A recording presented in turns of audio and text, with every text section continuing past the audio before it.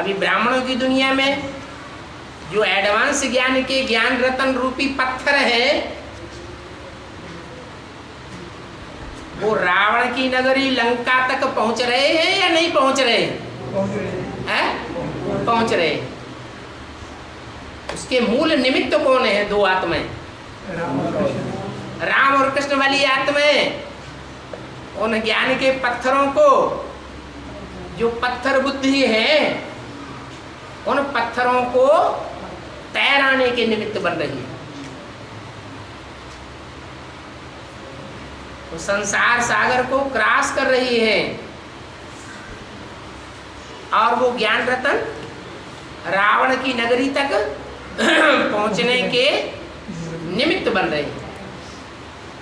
बंदर नहीं थे, लेकिन बंदरों की जैसी प्रवृत्ति थी कि इतना ढेर सारा ज्ञान सुनाने के बावजूद, इतना ज्ञान कानों में भरने के बावजूद भी अपने विकारों को छोड़ नहीं पा रहे। तो बंदर हुए या देवता हुए? हैं? बंदर हुए। इसी में अगला प्रश्न जुटा हुआ है, क्या सभी शास्त्र झूठे हैं? शास्त्रों में लिखा है ना कि बंदरों ने पुल बनाया और उस पुल की यादगार बनी हुई भी है। वहां कहाँ? लंका से लेकर के भारत का जो समुद्र तट है, वहां तक जो पुल का निशान बना हुआ है। ऊंची ऊंची सागर के अंदर पहाड़ियां हैं। वो पहाड़ियां क्या उस पुल को साबित नहीं करती? इसका मतलब ये नहीं है कि बंदरों ने पुल बनाया था और बाद में वो पुल टूट गया, तो वो टूटने के कारण वो पहाड़ियां बन गई। ऐसा कुछ नहीं है। वो तो प्रकृति के आधार पर ऐसा बना बनाया खेल है। जैसे कंपिल में कुंड बना हुआ है, द्रौपदी कुंड, तो ऑटोमेटिक बना बनाया था। उस कुंड के किनारे से गंगा जी बह रही थी, उसको नाम दे दिया है पुरानी गंगा। उसके किनारे ही कपिल मुनि तपस्या कर रहे थे। तो कपिल मुनि कोई दाढ़ी मूंछ वाले थे क्या? नहीं। ये तो इस समय की यादगारें वहां बनाई हुई है। ऐसे नहीं कि कोई कुंड होता है जिसमें से कन्या और कुमार पैदा होते हैं। द्रौपदी और दृष्टद्युम्न नहीं, कोई ध्रुव पद पाने वाली कोई कन्या है जो ऐसा पुरुषार्थ करती है जिस पुरुषार्थ के ऊपर सांप की उंगली उठती है। अरे डूबी गई, डूब गई, डूब गई, बचेगी नहीं। देखे कैसे बचती है। और भगवान का नारा होता है, शक्ति की नैया हिलेगी डुलेगी लेकिन डूबेगी नहीं। उसका नाम पड़ता है ध्रुवपदी। कैसा पद पाने वाली? ध्रुव पद है। और वो बच्ची भी किसकी है? किसकी कन्या है? राजा ध्रुवपद। ऐसा राजा जो ध्रुव पद है, जिसका पद ध्रुव है, उसको कोई टाल नहीं सकता। वो पद बनेगा ही बनेगा। तो बाकी कोई ऐसा स्थूल द्रौपदी कुंड तो था नहीं। वो ड्रामा प्लान अनुसार प्रकृति के बनावट रही। जो द्वापर युग में वहां कुंड बन गया, वहीं पर गंगा बह रही थी और वहीं पर एक पहाड़ी पर उन्होंने कपिल मुनि की मठिया बना दी, शिवलिंग स्थापन कर दिया। और एक कथा बना दी कि कपिल मुनि वहां तपस्या कर रहे थे और राजा सागर के, कौन से राजा के?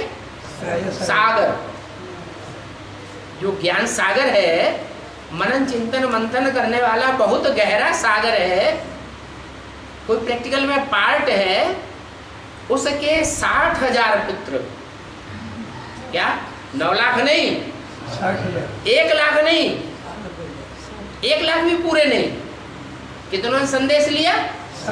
60,000 ने संदेश लिया। और वो 60,000 संदेश लेने वाले जो पुत्र थे वो काम की अग्नि में ऐसे जल गए, भस्म हो गए। उनके लिए फिर गंगा लाई गई। वो गंगा, जब ऐसी मान्यता है कंपिल वालों की कि जब वो गंगा जो 5-6 किलोमीटर दूर अभी बहती है, वो गंगा जब कंपिल के किनारे आकर बहने लगेगी, बूढ़ी गंगा में मिल जाएगी, तो नई दुनिया बन जाएगी। ऐसी कथा कहानियां बनाई हुई भक्ति मार्ग में, तो सब कथा कहानियां झूठी है, शास्त्र भी झूठे हैं, शास्त्रों को बनाने वाले मनुष्य भी झूठे हैं। अरे झूठे नहीं होते तो फिर यहाँ धक्के खाने क्यों आते? झूठे हैं, झूठा बुद्धि ने करार किया, तब तो उनको छोड़ करके यहाँ आकर के बैठे हैं ईश्वर की वाणी सुनने के लिए, ब्रह्मा के वाक्य सुनने के लिए। झूठे तो हमने खुद ही साबित कर दिए, तो पूछने की तो दरकार रहती नहीं। और अरे पहले ये तो पूरा होने दो।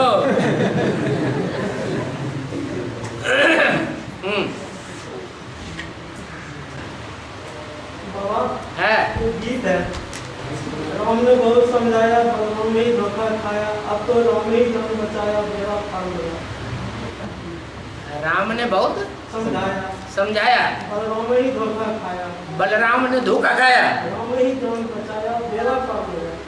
राम ने ही बेड़ा पार लगाया, राम ने ही बचाया, तो बलराम कौन है? अरे 2 ही हस्तियां हैं बाप दादा, चाहे रामायण हो और चाहे महाभारत हो, चाहे भागवत हो, वो 2 हस्तियां साथ पार्ट बजाती हैं। एक है राम और एक है लक्ष्मण। उनको राम और बलराम नाम दे दिया है। क्या लक्ष्मण में किसका बल था? राम का बल था। लक्ष्मण को भी समझाया, नहीं माना तो धोखा खाया, और फिर राम ने ही बचाया। कैसे? संजीवनी बूटी राम को सुंघाई जाती है या लक्ष्मण को सुंघाई जाती है? तो लक्ष्मण को किसने बचाया? राम ने ही बचाया। और लेके तो हनुमान है, लेके तो हनुमान जी, हनुमान जी तो दास है, जैसा काम कराया जाएगा वैसा करेगा। दास की बड़ाई है या दास का जो मालिक है उसकी बड़ाई है? मालिक तेरे बंदे हम, तो बंदों की बढ़ाई है या मालिक की बढ़ाई है? मालिक की बढ़ाई है। और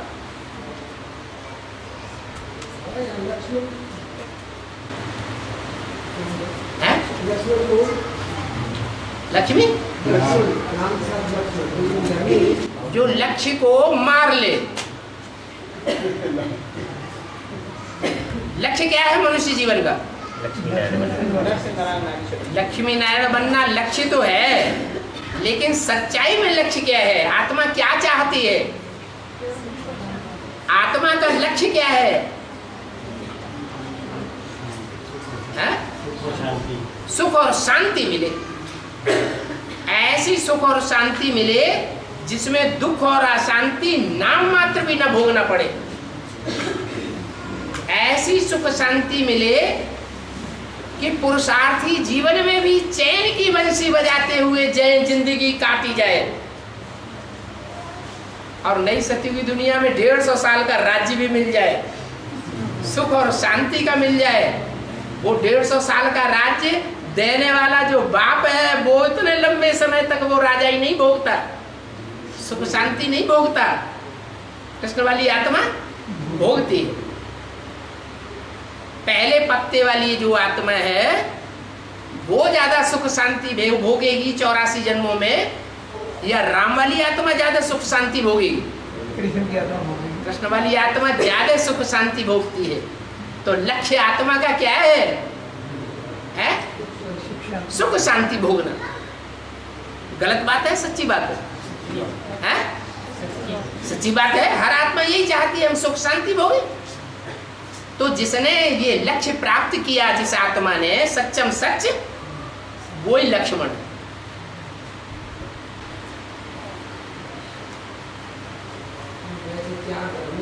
है। क्या धर्मों का आत्मा वो जो करे किया जाए तो उसमें तो लक्ष्मण वाली आत्मा जो बुद्ध धर्म की होती है। जैसे इस्लामिक होगी, क्रिश्चियन के क्या धर्म है, इसमें बुद्ध धर्म की आत्मा। बौद्ध धर्म में भी जो प्योरिटी की पालना है, वो पालना करने के लिए ज्यादा सहयोगी कौन सी आत्मा प्रवेश करके बनती है? कृष्ण की आत्मा बनती है। कृष्ण की आत्मा अगर उसमें प्रवेश न करे तो वो भारतीय धर्म दुनिया में साबित नहीं हो सकता। एक है भारतीय धर्म और एक है विदेशी धर्म। बाप जो है वो बाहर को संभालता है और माँ अंदर को संभालती है। तो माँ की आत्मा कौन है? कृष्ण वाली आत्मा, माता का पाठ बजाने वाली, कुछ स्वधर्मियों को संभालने वाली। और जो विदेशी धर्म है उनको संभालने वाला, उनके ऊपर कंट्रोल करने वाला वो बाप है। इसलिए बाप विदेशी बन के आया है या स्वदेशी बन के आया है? विदेशी बन करके आया है। और सनराइजिंग पॉइंट पर पहले कौन सी आत्मा ज्ञान सूर्य बाप को प्रत्यक्ष होते देखी है? सनराइजिंग पॉइंट पर पहले कौन सी आत्मा ज्ञान सूर्य बाप को प्रत्यक्ष होते देखी? प्रत्यक्ष होके देखेगी, प्रत्यक्ष होते देखेगी।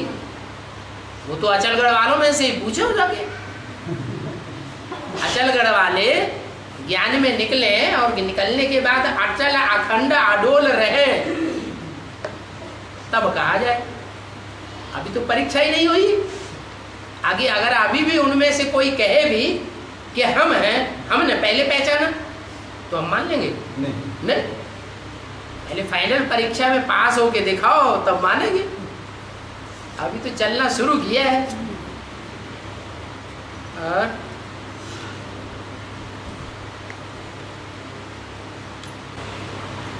बाबा, दुनिया में जो भिखारी आदमी होते हैं इनको दान देना चाहिए?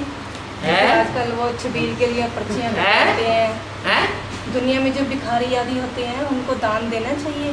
जैसे आजकल ये दूसरा भी है, जैसे छबील के लिए पर्ची कटवाने आ जाते हैं या और ऐसा वैसा चंदा मांगने आ जाते हैं, तो इनको दान देना चाहिए? जो चंदा मांगने आ जाते हैं वो सिर्फ अपने लिए मांगते हैं या हुजूम का नाम लेकर के मांगते हैं? जो हुजूम का नाम लेकर के चंदा मांगते हैं और उस चंदे को खुद खा जाते हैं, तो उनको देने से आपका भाग्य बनेगा या बिगड़ेगा? वो तो बिगड़ जाएगा। लेकिन जो खुद अपने लिए जिंदा रहने के लिए मांगते हैं और उन्हें आप देते हैं, क्योंकि जिंदा रहेंगे तो आगे चल करके भगवान को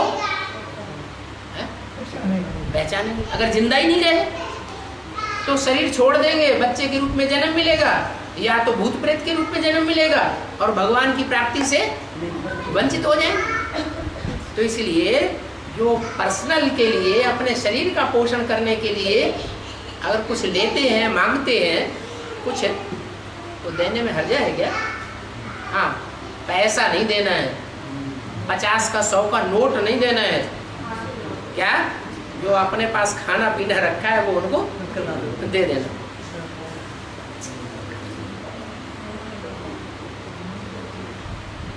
नहीं तो अनाज का ढेर भी उनको दे देंगे तो मार्केट में जाके बेच देंगे।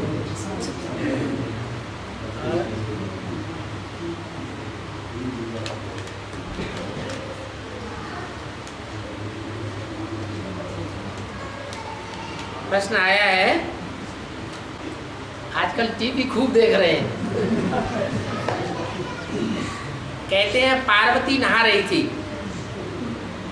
मैल का गणेश बनाकर दरवाजे पर खड़ा कर दिया। शिवजी आए तो गणेश ने उनको अंदर नहीं जाने दिया। इसका मतलब क्या है?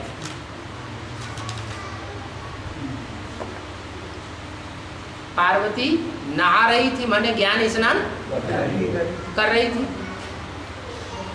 ज्ञान स्नान करने जाने के लिए पार्वती ने अपनी सुरक्षा के लिए क्या किया? अपने शरीर का अवटन किया और जितनी भी मैल माटी निकली वो सारी मैल माटी का इकट्ठा किया और गणेश बनाई दिया। अब ये तो सभी जानते हैं कि स्नान करने से पहले जो ओवटन लगाते हैं, उस ओवटन लगाने के बाद जो मैल माटी इकट्ठा होता है वो ब्राह्मणों की दुनिया में भी देखने में तो आ रहा है कि नहीं आ रहा है? एक है आत्मिक स्थिति से पैदाइश करना और एक है देह का जो मैल है, देह अभिमान का मैल, जिसे कहते हैं कुखवंशावली। गणेश को देह की वंशावली कहेंगे या मुखवंशावली कहेंगे?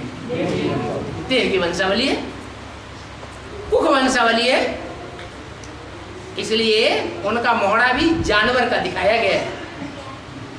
जितने भी कुखवंशावली हैं भगवान बनने वाले, वो सब जानवर के रूप में दिखाए गए हैं, जानवरियत के अवतार हैं। वास्तव में मानवीय अवतार नहीं है। उनमें भी गणेश किसको मानने वाला है? पहले किसको मान्यता देता है? माता को मान्यता है। मुरली में क्या बोला है? माता के पुजारी है रावण संप्रदाय। क्यों? क्योंकि वो माता को मानते हैं, बाप को नहीं मानते। उनकी बुद्धि में ये बात नहीं आती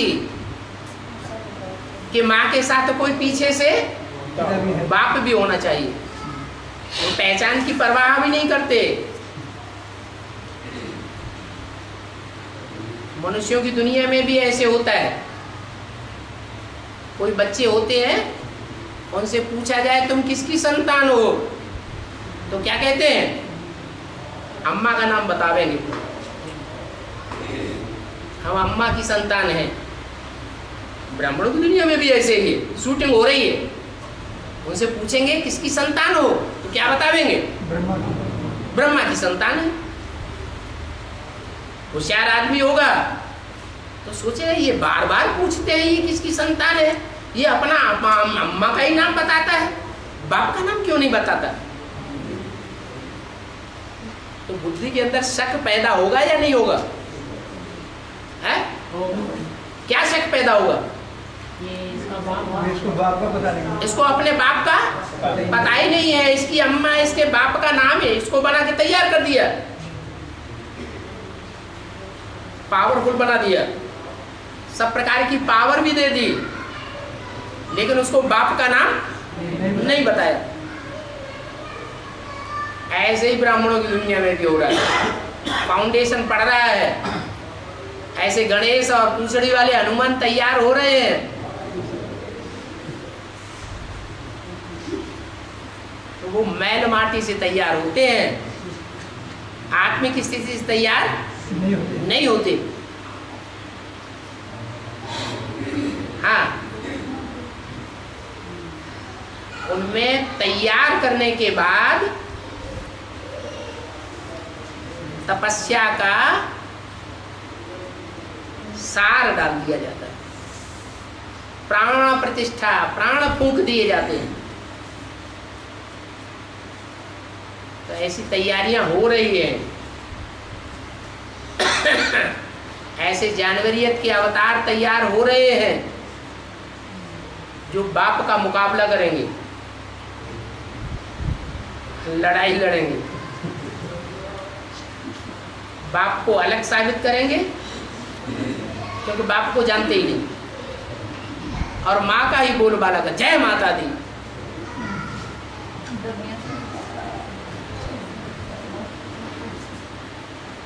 है। और अगला प्रश्न है, बाप को विदेशी क्यों कहते हैं? वो तो अभी जवाब दे दिया। अम्मा का पार्ट है कृष्ण वाली आत्मा का, वो विशेष सहयोगी बनती है, विधर्मियों की सहयोगी तो बनती है, लेकिन विधर्मियों में और स्वधर्मियों में जब झगड़ा होता है तो खास सहयोगी किसकी बनती है? स्वदेशियों की सहयोगी बनती है, बौद्धियों की, सन्यासियों की, सिखों की सहयोगी बनती है। इसलिए माँ घर संभालती है, ये भारतीय धर्मों को संभालने वाली है, और बाप बाहर संभालता है। बाहर माने विदेशियों को। माँ विदेशियों को कंट्रोल नहीं कर सकेगी, स्वदेशी बच्चों को कंट्रोल कर सकती है, और बाप विदेशी बच्चों को कंट्रोल करता है। तो इसलिए बाप को विदेशी कहा गया है। बाप विदेशी बन करके आते हैं। सारी दुनिया विदेशियों के प्रभाव में आ गई, या कोई स्वदेशी भी है? सारी दुनिया विदेशियों के प्रभाव में आ जाती है। तो सब विदेशी हो गए, तो बाप भी विदेशी बन करके आता है। अगर विदेशी बन करके ना आए, स्वदेशी बन करके आ जावे, मर्यादा पुरुषोत्तम राम बन करके आ जावे, तो सबके साथ संबंध जोड़ेगा क्या? जोड़ सकेगा? नहीं जोड़ेगा। लेकिन सब आत्माओं की आस क्या है? कि भगवान बाप हमारा सर्व संबंधी बने, और एक जन्म के लिए नहीं, जन्म जन्मांतर के लिए राम कृष्ण वाली आत्माएं हमारी संबंधी बन करके रहे। तो बाप का ये विरुद्ध है कि वो स्वदेशी बन करके नहीं आता है, सब बच्चों से स्वेच्छा अनुसार संबंध जोड़ने के लिए विदेशी बन करके आता है। तभी ये संभव हो सकता है कि जो बच्चे जब चाहे जैसे चाहे बाप को खिलौना बना करके बाप के साथ खेल सकते हैं। इसलिए अव्यक्तवाणी में भी बोला है, ये ऐसा तुमको खिलौना मिला है संगम युग में, जो न टूटेगा न फूटेगा, और इसको बाजार में खरीदने के लिए तुमको पैसा भी नहीं खर्च करना पड़ेगा।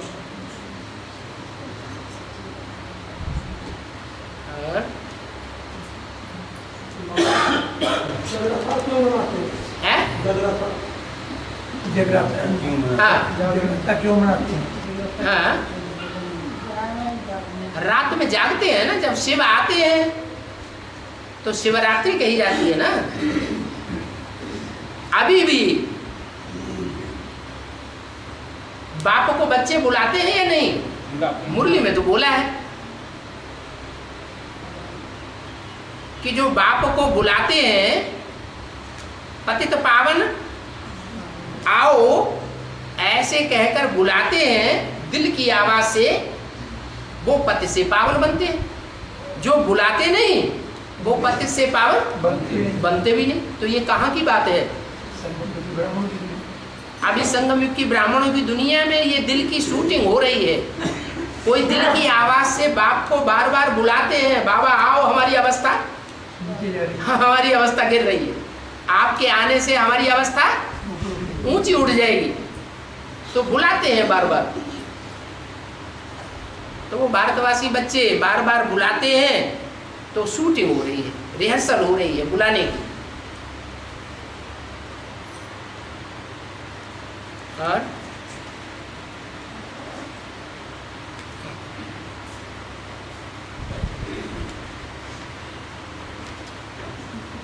जब मनुष्य मरते हैं तो शंख क्यों बजाते हैं? हैं? जो मुख है वो शंख की यादगार है। क्या?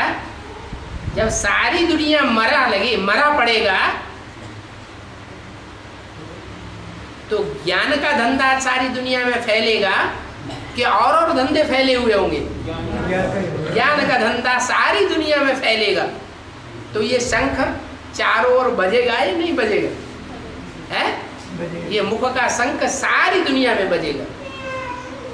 इसलिए यादगार बनी हुई है, जब मरते हैं, मरा पड़ता है तो शंख बजाते हैं।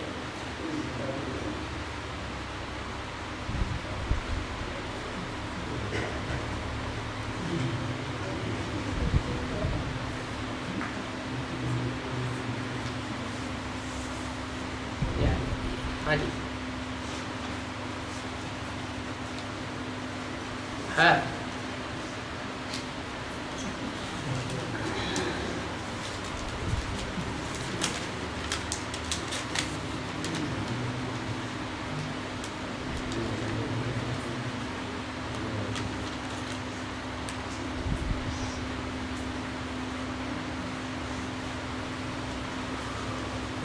देवताओं को, खुद तो देवता है, देवताओं को जानवरों की सवारी क्यों दिखाते हैं?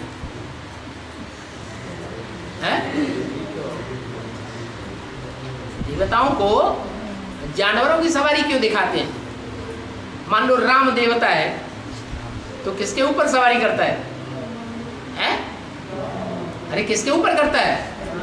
हनुमान के ऊपर। हनुमान जानवर है या मनुष्य है? जानवर दिखाया। जो भी देवताएं हैं उनको जानवरों की सवारी दिखाई। कारण क्या है? सवारी तो बाबा जानवर की होगी ना? है? सवारी तो बाबा जानवर की होगी, मनुष्य की सवारी तो हो ही नहीं सकती। हाँ, सवारी जब करते हैं तो अपना सारा भार किसके ऊपर डाल देते हैं? जानवर के ऊपर डाल देते हैं। सारा भार जानवर उठाता है और पुरुषार्थ की दौड़ लगाने में वो आत्मा क्रॉस करती है। फायदा किसका होता है? जानवर का फायदा होता है या सवारी करने वाले देवता का फायदा होता है? देवात्मा का फायदा हो जाता है।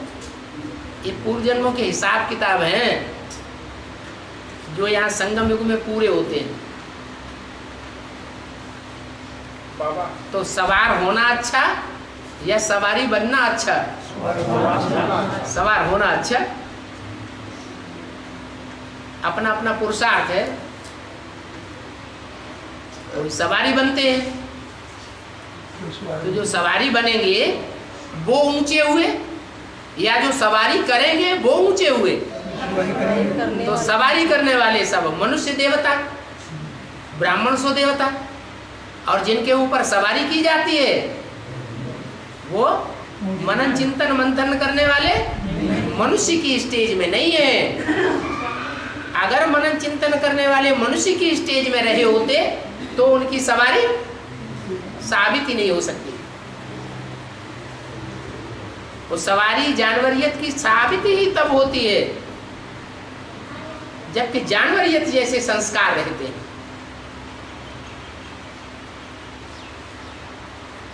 इसलिए कार्तिकेय है, दक्षिण में सुब्रमण्यम स्वामी कहा जाता है। उसको सवारी किसकी दिखाते हैं? मोर की सवारी दिखाते हैं। मोर पक्षी है, मनुष्य तो मनुष्य नहीं है। और पक्षियों में भी सबसे श्रेष्ठ पक्षी है, यह थर्ड क्लास पक्षी है, श्रेष्ठ से श्रेष्ठ पक्षी है। इतना ऊंचा पक्षी है जो भारतवर्ष में आज तक भी नेशनल बर्ड के रूप में उसकी मान्यता है। भारतीय पक्षी कौन सा है? मोर। उसमें क्या खासियत है? उसकी खासियत है कि देहाभिमानी की पूंछ जो है वो भी इतनी सुंदर। जब डांस करता है तो पूंछ से ही डांस करता है। क्या अगर उस मोर के बारे में कोई सोचेंगे तो मोर के और अंग ज्यादा याद आवेंगे या पूंछ ज्यादा याद आवेगी? पूंछ ज्यादा याद आवेगी। बड़ी मनोहारी है, मन को हरण करने वाली। ऐसा मोर जब पक्षी का पार्ट बजाता है, कैसा? पक्षी का पार्ट बजाता है। पक्षी क्या करता है? उड़ता है। कितनी उड़ान उड़ता है? 3 उड़ानें उड़ता है। उसकी 3 उड़ानें ही प्रसिद्ध हैं। पहली उड़ान सतयुगी शूटिंग, दूसरी उड़ान है त्रेता युगी शूटिंग, तीसरी उड़ान द्वापर युगी शूटिंग। अगली उड़ान उसको भरने की दरकार ही नहीं। 3 उड़ानों में वो अपनी स्टेज पर पहुंच जाता है। इसको शास्त्रों में दूसरे तरीके से भी बोला है। ब्रह्मा ने एक बार सृष्टि रची, नहीं समझ में आई, फेल कर दिया, कैंसिल कर दी। दूसरी बार सृष्टि रची, नहीं समझ में आई, कैंसिल कर दी। तीसरी बार सृष्टि रची, नहीं समझ में आई, वो द्वापर युग की सृष्टि भी कैंसिल कर दी। फिर चौथी बार जो सृष्टि रची वो कैंसिल नहीं की। माने वो ऊंची स्टेज की उड़ान है। चारों युगों की जब शूटिंग हो जाती है तो काम संपन्न हो जाता है। वो मयूर दिखाया गया है। जितने भी पक्षी हैं उन पक्षियों में सबसे श्रेष्ठ पक्षी है। उसकी क्या प्योरिटी की खासियत है? कोई खासियत है प्योरिटी की? है? हाँ, उस पक्षी की एक खास खासियत है, पूंछ इतनी लंबी है। और जो मोरनी होती है उसकी पूंछ होती ही नहीं। क्या? पूंछ नहीं होती, उसको पूंछ होती है। तो मोरनी जिसको पूंछ ही नहीं है वो किसकी यादगार है? अरे अरे कौन सी मोरनी है जिसको ज्ञान की पूंछ ही नहीं है? जब जब सुनाएगी तो वो बेसिक ज्ञान ही सुनाएगी, एडवांस ज्ञान। लक्ष्मी पूंछ नहीं है, छोटी सी है, ना के बराबर। और मोर को बहुत लंबी पूंछ है और डांस भी बहुत अच्छा दिखाता है। लेकिन प्योरिटी में इतना प्योरिटी उसको दिखाई गई है, उसको भ्रष्ट इंद्रियों से संतान पैदा करते हुए किसी ने नहीं देखा है। प्रैक्टिकल बात है ब्राह्मणों की दुनिया की। या इम्प्रैक्टिकल बात है? प्रैक्टिकल बात है कि वो मोर जब उड़ान भरने की स्टेज पर पहुंचता है तो ऐसी ऊंची स्टेज में चढ़ता है कि उसकी मन बुद्धि रूपी आत्मा धरणी के आकर्षण में आती ही नहीं है। जब धरणी के आकर्षण में नहीं आएगी तो बच्चा पैदा होने का सवाल ही पैदा नहीं होगा। तो भ्रष्ट इंद्रियों से संतान पैदा नहीं करता है। अगर संतान पैदा होती भी है तो श्रेष्ठ इंद्रियों से होती है। मुख की संतान मुखवंशावली बनेगी, या दृष्टि की संतान योग बल की पैदाइश होगी। इसलिए कार्तिकेय को वो मोर की सवारी दिखाई है। कार्तिकेय कौन से धर्म का बीज है? इस्लाम धर्म का बीज है। अंत में प्रत्यक्ष होगा या पहले प्रत्यक्ष होगा? बीच में प्रत्यक्ष होगा। कब प्रत्यक्ष होता है? अरे सतयुग त्रेता में राज्य कहाँ प्राप्त करेगा? लास्ट में जो 3 गद्दियां हैं, गिरी हुई गद्दियां, कटी हुई गद्दियां, उसमें जाकर के राज्य प्राप्त करता है। तो अंत में जब वो त्रेता के अंत में राज्य प्राप्त करेगा तो पुरुषार्थ की उस समय ऊंची स्टेज की शूटिंग होनी चाहिए या नीचे स्टेज की शूटिंग होनी चाहिए? है ऊंची स्टेज की शूटिंग हुई है, उसकी ऊंची स्टेज की शूटिंग होती है। और जो राम वाली आत्मा त्रेता के पहले जन्म में ऊंची स्टेज वाली होती है, वो अंतिम जन्म में आके नीची स्टेज वाली बनेगी या ऊंची स्टेज वाली होगी? नीची स्टेज वाली हो जाए। इसलिए वो उसके ऊपर सवार हो जाते हैं।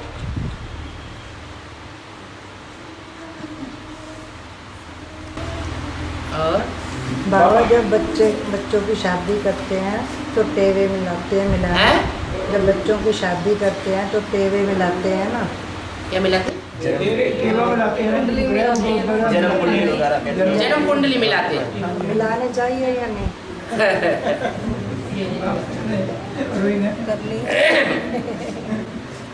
राम और सीता की जन्म कुंडली मिलाई और दुनिया के बड़े से बड़े जो ज्ञानी ऋषि मुनि थे, वशिष्ठ जी महाराज, उन्होंने मिलाई। रिजल्ट क्या हुआ? रिजल्ट अच्छा हुआ या बुरा हुआ? बुरा रिजल्ट हुआ। तो कोई फायदा है इससे? फायदा तो कुछ भी नहीं है। तो सब ब्राह्मणों के पैसे कमाने के टंटे हैं, धंधे हैं। हाँ, वास्तव में है माउंट आबू है जैसे ग्रेनाइट पत्थर का बना हुआ है। हाँ जी। अच्छा, वहाँ पर जो विनाश होगा, जैसे लास्ट 5-7 रोज में जैसे वार करेगा, इसके पहले नहीं वार करेगा। जो महाविनाश होगा, हाँ, जो 5-7 रोज में जो सृष्टि जैसी क्लास होगी, जो चीज जहाँ से चला है वहाँ से स्टार्ट होगा। हाँ। अच्छा, तो जो यमुना के किनारे जो स्वर्ग जैसे बनेगा, हाँ, उस पर भी तो वार नहीं करेगी प्रकृति। उसकी क्या विशेषता है? जो अणु अथवा जो आत्मा जहां से चक्कर लगाना शुरू करती है, 5-4 वर्ष का पूरा राउंड लेकर के वहीं उसको पहुंचना है। क्या? चाहे चैतन्य हो और चाहे जड़ हो। जो जड़ अणु हैं पृथ्वी के अंदर, वो जहां से चालू हुए होंगे वहीं जाकर के चक्कर लगा के पहुंचेंगे। तो ये निश्चित हो जाता है कि जब महाविनाश होगा, आखिरी विनाश होगा, तो इस सृष्टि रूपी रंगमंच पर 1 सेकंड ऐसा जरूर आना चाहिए कि कोई भी जीव जंतु यहां चैतन्य अवस्था में नहीं होगा। सब कहां पहुंचेंगे? परम धाम। सब परम धाम पहुंचेंगे। पेड़ पौधों की आत्माएं भी कहाँ पहुंचेंगी? परम धाम। वो भी परम धाम पहुंचेंगी। वो पेड़ पौधों की आत्माएं जो है वो जड़त्वमयी आत्माएं, और मनुष्य की आत्माएं चैतन्य आत्माएं। तो पृथ्वी से ज्यादा परे की स्टेज मनुष्यों की आत्माओं की होगी या पेड़ पौधों की आत्माएं ज्यादा परे होंगी? मनुष्य वाली आत्माएं बहुत परे होंगी, और जो पेड़ पौधे वाली आत्माएं हैं वो पृथ्वी के ज्यादा नजदीक होंगी, और उनमें भी सब नंबरवार है। क्या? कोई पश्चिम में पैदा होते हैं अमेरिका में, और कोई पूरब में पैदा होते हैं। कोई का बीज पूरब में ही मिलेगा, पश्चिम में नहीं मिलेगा। कोई का बीज उत्तर में ही मिलेगा, दक्षिण में नहीं मिलेगा। माना जो जहां का है वहीं से शुरुआत करेगा, और 5000 वर्ष पूरे होने के बाद वहीं उसको वापस जाना। तो ऐसे ही जो ग्रेनाइट का पत्थर है माउंट आबू का, जब लास्ट विनाश होगा तो वो इतना भयंकर होगा, वो ग्रेनाइट का पत्थर का पहाड़ भी पिघल करके समुद्र के गर्त में पहुंच जाएगा।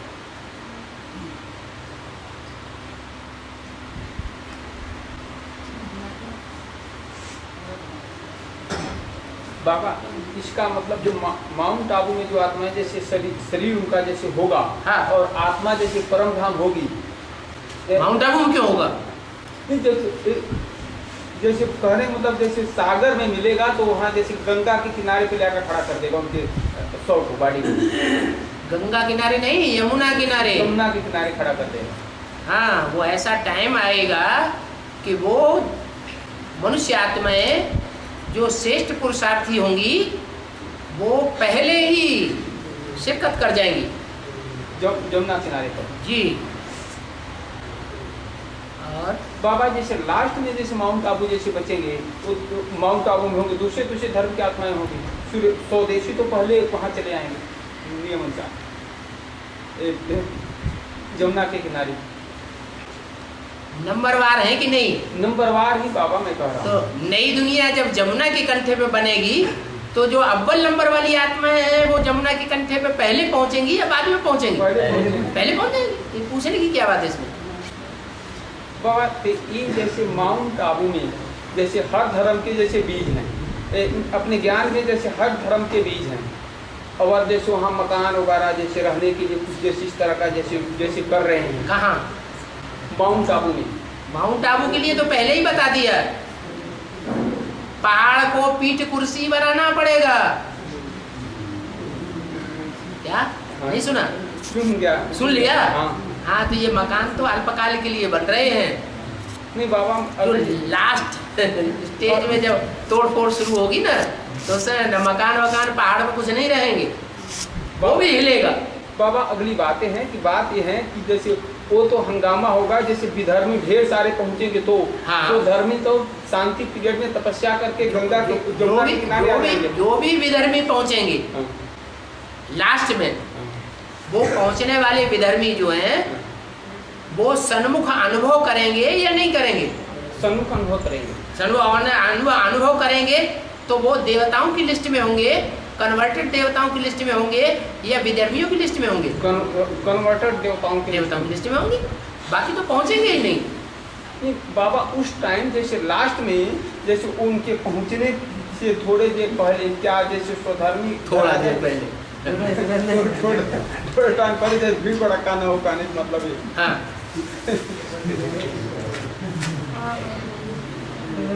क्या पूछना चाहते हैं? कहने का मतलब जैसे विधर्मी वहाँ पहुँचेंगे तब जैसे रस होगा ज़्यादा। हाँ। अच्छा, उसके पहले ही जैसे स्वधर्मी तपस्या करके अपने पापों के भस्म करके यहाँ जमुना के किनारे तो आ जाएंगे। क्यों नहीं आ जाएंगे? क्या चिंता हो रही? नहीं, मेरे भाव कोई चिंता नहीं। नहीं बाबा, इनके कहने का मतलब ये है कि वहाँ भी तो विनाश हो जाएगा ना। कहाँ? जमुना के कंठे पर जब वहाँ सारी दुनिया का विनाश होना है।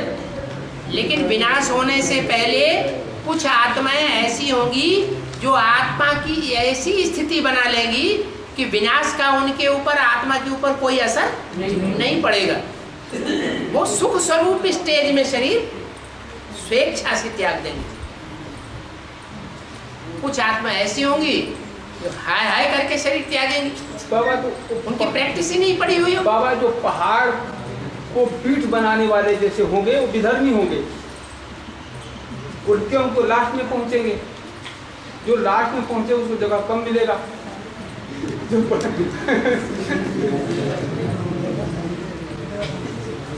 एक को छोड़ करके सारी दुनिया विधर्मी बनती है कि नहीं बनती है? बनती है। बाबा तुम्हें कोई पहले कोई बाद में, जो सबसे बाद में बनता है वो सबसे, जो पहले विधर्मी बनते हैं उनको पहले पीठी कुर्सी बनाना पड़े, स्वेच्छा से बना लो। क्या स्वेच्छा से डल्लभ का तकिया त्याग दो? और कोई ऐसे होंगे स्वेच्छा से त्याग नहीं करेंगे तो उनको प्रकृति त्याग कराएगी, उनको ज्यादा धर्मराज त्याग कराएगा। आदमी को पुरुषार्थ करने के लिए क्या चाहिए? 2 रोटी चाहिए, पाव भर आटा चाहिए बस। और जिनका लीवर खराब है उनके लिए तो पाव भर भी बहुत है। तो बाकी जितना भी हम हाव हाव करके इकट्ठा कर रहे हैं वो क्या है? अभी भी दुख देगा, आगे भी। वो विधर्मी की स्टेज है या स्वधर्मी की स्टेज है? विधर्मी का स्टेज। फिर और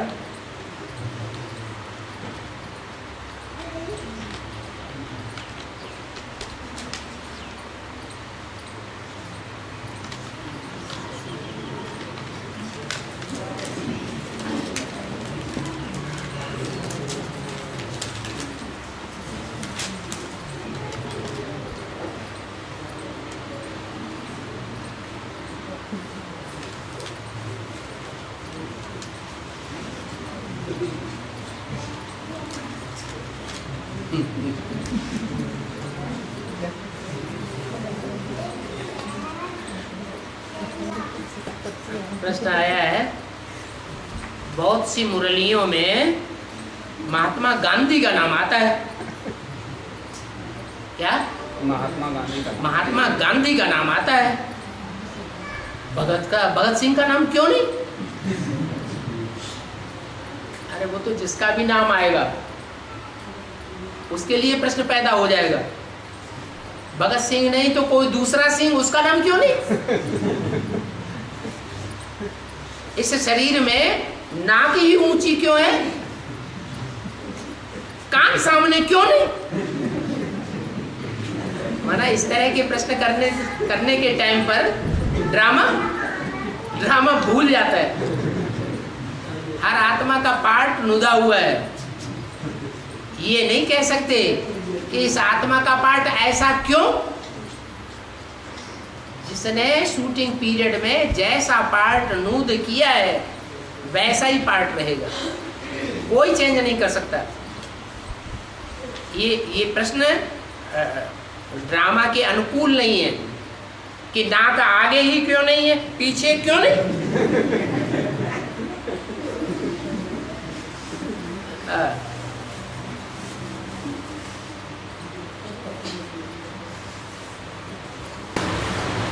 और काशी नगरी बागपति प्रिय क्यों है? काशी नगरी बागपति प्रिय क्यों? हाँ, इसीलिए प्रिय है कि रुद्रमाला के मण के सब पुरुष हैं स्वभाव संस्कार से, है कि नहीं? पुरुष तो हैं, लेकिन भगवान बाप रुद्रमाला के मणकों को ज्यादा पसंद करता है या विजयमाला के या भक्तमाला के मणकों को ज्यादा पसंद करता है? रुद्रमाला के मणकों को पसंद करता है।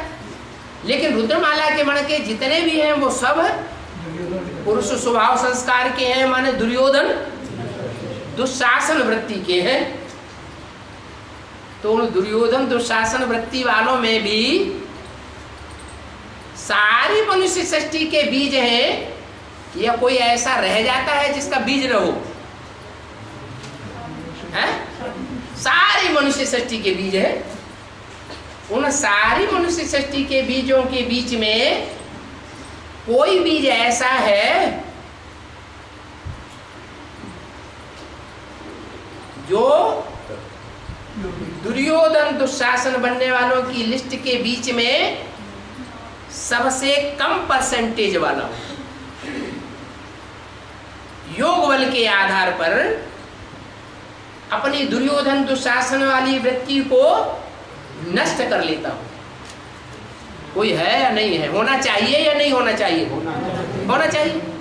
इसीलिए उनको काशी नगरी प्रिय है। नाम क्या रखा? क्या नाम रखा उस नगरी का? काशी नगरी। काशी माने जहां याद का तेज भरा हुआ है। जन्म जन्मांतर की प्योरिटी का तेज नहीं है। जन्म जन्मांतर का तो वो राजा बनने वाली आत्मा है। द्वापर कलयुग में भी राजा बनने वाली आत्मा है, लेकिन क्या भरा हुआ है? याद का तेज भरा हुआ है। तो ब्राह्मणों की दुनिया में पुरुषार्थ करते टाइम जो जितना याद करता है उस आत्मा में उतनी शक्ति जन्म जन्मांतर के लिए भर जाती है। और वो शक्ति भी ऐसी होनी चाहिए जो औरों का ज्ञान न सुने। किसका सुने? सिर्फ एक का ही ज्ञान सुने। विविचारी ज्ञान वाली ना हो धरणी। कैसी धरणी हो? आप विविचारी ज्ञान वाली धरणी हो।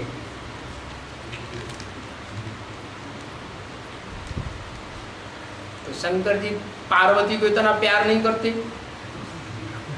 गंगा जी को इतना प्यार नहीं करते, काशी नगरी उनको ज्यादा प्रिय है।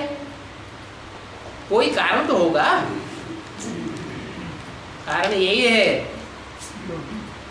कि गंगा नदी जब काशी के नजदीक पहुंचती है तो संग के रंग में आकर के जो राम तेरी गंगा मैली हो जाती है, वो गंगा ज्ञान तलवार का रूप धारण कर लेती है। उसका शेप कैसा हो जाता है? तलवार का शेप हो जाता है। उससे पहले ज्ञान तलवार का रूप नहीं है। फिर ज्ञान की तलवार बन जाती है। तो ज्ञान की तलवार जो ऐसी धारदार वाली तलवार है जो भारत के कुंभकर्णों को जगाए देती है। जिन भारत के कुंभकर्णों के जगने से तुम्हारी विजय सिद्ध हो जाती है। तो किसका महत्व हुआ? गंगा का महत्व हुआ, सन्यासियों का महत्व हुआ, या काशी नगरी का महत्व हुआ? है? काशी नगरी का महत्व हो गया।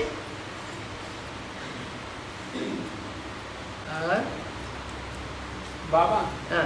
माउंट आबू में महाविनाश होने तक प्रजापिता वही रहेगा। प्रजापिता वही रहेगा माउंट आबू। लास्ट विनाश तक तो प्रजापिता वही रहेगा माउंट आबू। बेशक उसके बच्चे जैसे स्वधर्मी है वहाँ आ जाए। ये आपने बात अपने मन से बना ली या कोई प्रूफ है? बाबा मैंने आपसे पूछ रहा हूँ। जो रूल कहता है, कानून कहता है। क्या कानून कहता है? एक जगह जैसे सुख धाम में जैसे वैष्णव बैठेगी, शांति धाम में राम बाप बैठेगा। तो एक रूल कहता है, उससे दुनिया के भी संगम युग में जो बाप वाली आत्मा है वो नीची स्टेज में रहती है या ऊंची स्टेज में रहती है? ऊंची स्टेज में। प्रैक्टिकल में कहाँ रहती है? नीची स्टेज में। तो फिर प्रधानमंत्री अमेरिका जाता है।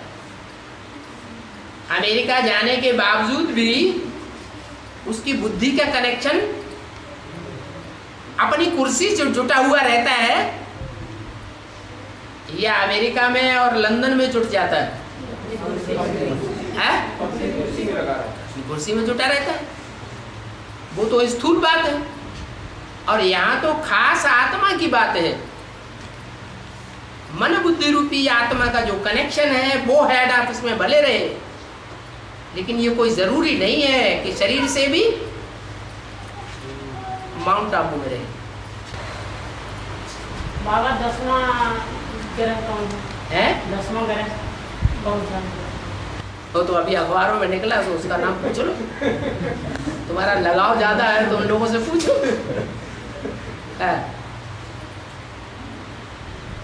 है?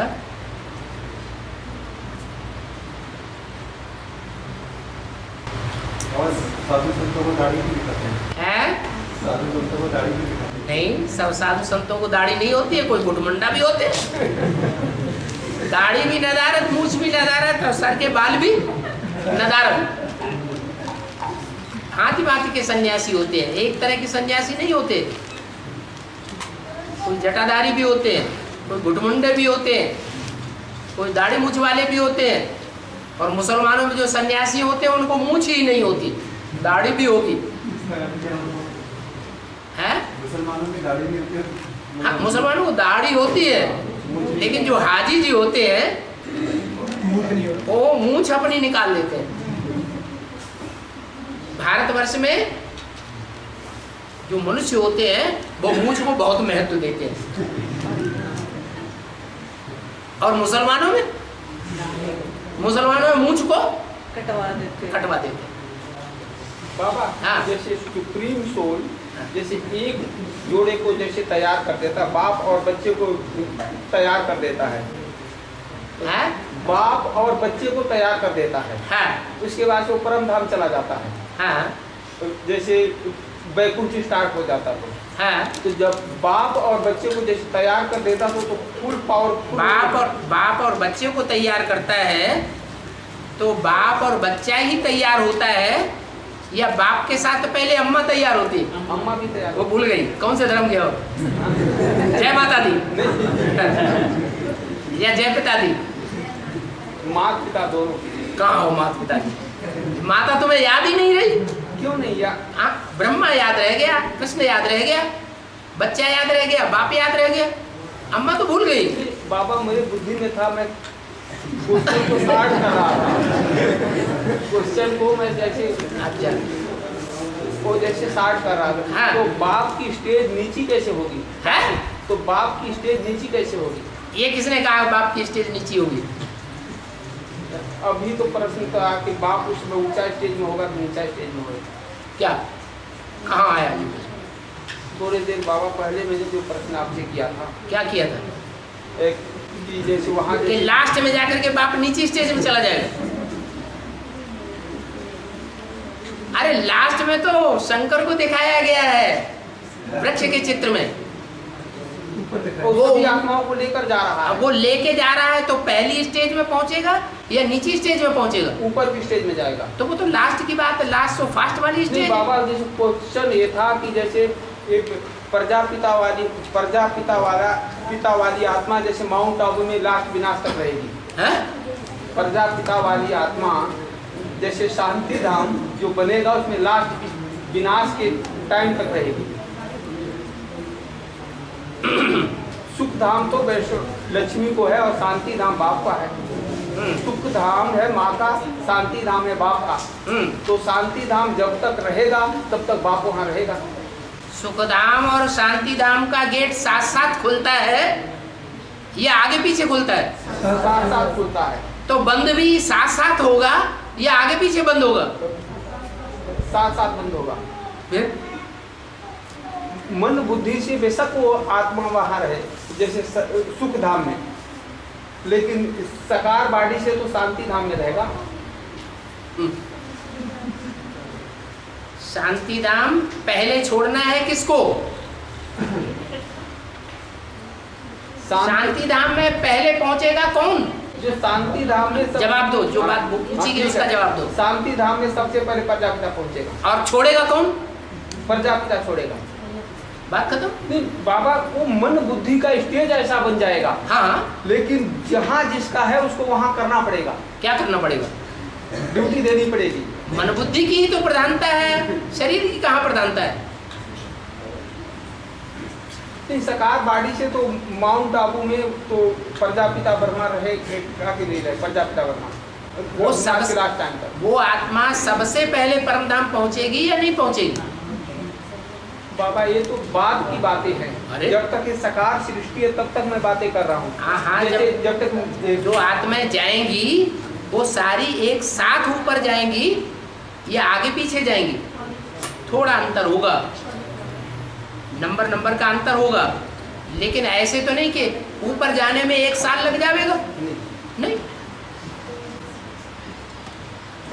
बाबा जैसे महाविनाश जैसे 6-7 रोज में होगा, हाँ। 37, 36, 38 के आसपास, हाँ। तो महाविनाश के जैसे 6-7 रोज के पहले की मैं बातें कर रहा हूँ। हाँ, वो प्रजापिता वर्मा माउंट आबू में होगा कि नहीं होगा? शांति धाम में होगा? जो भी लास्ट विनाश होता है, उस लास्ट विनाश के अंतिम क्षणों में सभी आत्माएं जो भी शरीरधारी हैं वो अपना शरीर छोड़ के सूक्ष्म वतन में इकट्ठी होंगी।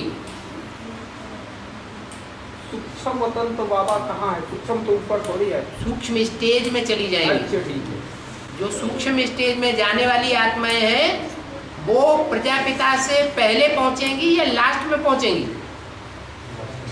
लास्ट में पहुंचे नहीं, सूक्ष्म स्टेज में जाने वाली जो आत्माएं हैं वो पहले सूक्ष्म वतन में पहुंचेंगी और प्रजापिता लास्ट तक इस सृष्टि पर रहेगा। उसको शरीर छोड़ते हुए कोई भी नहीं देखेगा। जब लास्ट में ऊपर जाएगा तो उसकी गति इतनी तीव्र होगी कि वो सबसे पहले परमधाम पहुंचेगा। ये बाबा, ये जो एक्ट जो प्रजापिता वर्मा वाली आत्मा जो करेगी, अपना शरीर छोड़कर सबसे पहले परम धाम पहुंचेगी, वो हमारे कहने का मतलब प्रश्न ये है कि माउंट आबू की धरती से करेगी। माउंट आबू में जो जहाँ बच्चे जैसे तपस्या करेंगे उस धरती से करेंगे। जब 7 दिन के अंदर सारी दुनिया में बड़े बड़े विस्फोट होंगे तो उसमें माउंट आबू रह जाएगा। फिर उसके बाबा 2-4 दिन पहले हाँ, महाविनाश से पहले तक तो वो प्रजापिता महाविनाश कोई 1 सेकंड में नहीं होता है, उसमें भी टाइम लगता है।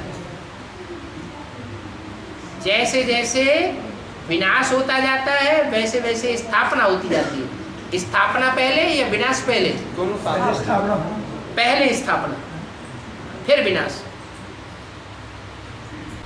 और जो अष्टदेव है, अष्टदेव को सजा नहीं मिलेगी, लेकिन जो सजा देने वाला धर्मराज है क्या उसको सजा मिलेगी? वो तो पहले ही सजा खा चुकता है, उसको तो दाढ़ी मूंछ दिखाई जाती है। क्या जो भी अष्ट देवताएं हैं उन अष्ट देवताओं में कोई है क्लीन शेव। क्या क्लीन शेव माने पक्के देवता हो गए, निर्विकारी, और कोई है दाढ़ी मूंछ वाले। जो सजा देने वाला होता है राज्य में, जो सजा देने वाला होता है प्रैक्टिकल, वो कौन होता है? उसे क्या कहते हैं?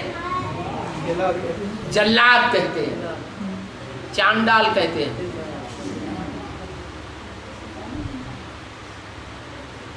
तो वो श्रेष्ठ है या निष्कृष्ट है? प्यार से सुधार करने वाला अच्छा होता है या मार मार करके सुधार करने वाला अच्छा होता है? तो अष्ट देवताओं में भी लिस्ट है। क्या कोई प्यार से सुधारने वाले हैं और कोई मार से सुधारने वाले हैं। एक निकृति भी दिखाया गया है। वो धर्मराज को सपोर्ट करने वाला होगा या ईश्वर को सपोर्ट करने वाला होगा? किसको सपोर्ट करेगा? जरूर नीच को सपोर्ट करने वाला होगा।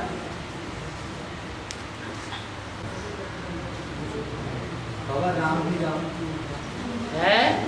राम भी राम दुनिया की सबसे पावरफुल और दुनिया की सबसे पवित्र आत्मा कौन है? शिव बाप की नजर में दुनिया की सबसे आज्ञाकारी, वफादार, फरमानबरदार, ईमानदार आत्मा कौन है? तो जो जितना ऊंचा जाएगा उतना उसको नीचे भी जाना चाहिए या नहीं जाना चाहिए? है? बोला। तुम बच्चे पाप करने में ज्यादा तीखे हो, ज्यादा पावरफुल हो, या तुम्हारा जो बाप आया हुआ है वो ज्यादा तीखा है? वो सिर्फ पुण्यात्माओं का ही बाप है या पापात्माओं का भी बाप है? जब पापात्माओं का भी बाप है तो रावण कौन हुआ? राम ही रावण हुआ।